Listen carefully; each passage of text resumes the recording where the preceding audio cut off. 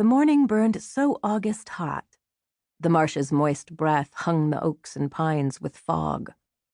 The palmetto's patches stood unusually quiet except for the low, slow flap of the heron's wings lifting from the lagoon.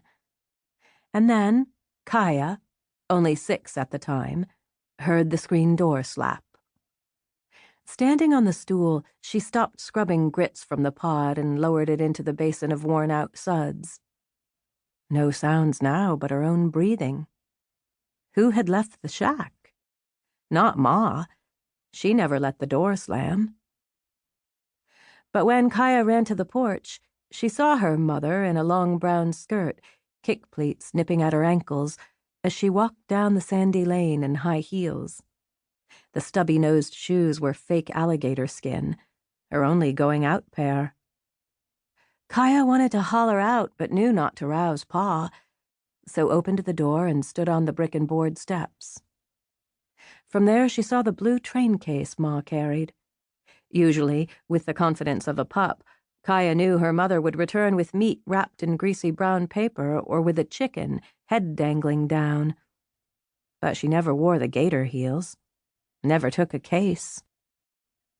Ma always looked back where the footlane met the road, one arm held high, white palm waving as she turned onto the track, which wove through bog forests, cattail lagoons, and maybe, if the tide obliged, eventually into town.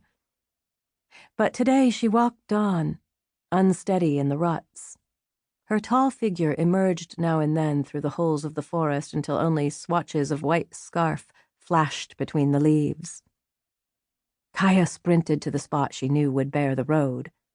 Surely Ma would wave from there. But she arrived only in time to glimpse the blue case, the color so wrong for the woods, as it disappeared. A heaviness, thick as black cotton mud, pushed her chest as she returned to the steps to wait. Kaya was the youngest of 5, the others much older, though later she couldn't recall their ages. They lived with Ma and Pa, squeezed together like penned rabbits, in the rough-cut shack, its screened porch staring big-eyed from under the oaks. Jody, the brother closest to Pa, but still 7 years older, stepped from the house and stood behind her. He had her same dark eyes and black hair, had taught her bird songs, star names, how to steer the boat through sawgrass. "Ma'll be back," he said. "I don't know. She's wearing her gator shoes." "Ma don't leave her kids. It ain't in 'em." "You told me that fox left her babies." "Yeah, but that vixen got her leg all tore up. She'd have starved to death if she'd have tried to feed herself and her kits.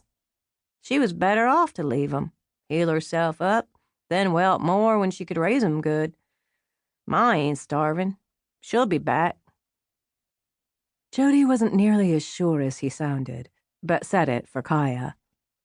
Her throat tight, she whispered, "But Ma's carrying that blue case like she's going somewheres big."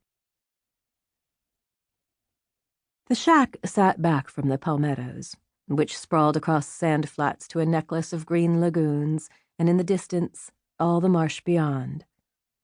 Miles of blade grass so tough it grew in salt water, interrupted only by trees so bent they wore the shape of the wind. Oak forests bunched around the other sides of the shack and sheltered the closest lagoon, its surface so rich in life it churned. Salt air and gull song drifted through the trees from the sea. Claiming territory hadn't changed much since the 1500s. The scattered marsh holdings weren't legally described, just staked out natural. A creek boundary here, a dead oak there, by renegades. A man doesn't set up a palmetto lean-to in a bog unless he's on the run from somebody or at the end of his own road. The marsh was guarded by a torn shoreline, labeled by early explorers as the graveyard of the Atlantic, because riptides, furious winds, and shallow shoals wrecked ships like paper hats along what would become the North Carolina coast. One seaman's journal read, "Ranged along the shore, but could discern no entrance. A violent storm overtook us. We were forced to get off to sea to secure ourselves and ship, and were driven by the rapidity of a strong current. The land being marshy and swamps, we returned towards our ship. Discouragement of all such as should hereafter come into those parts to settle.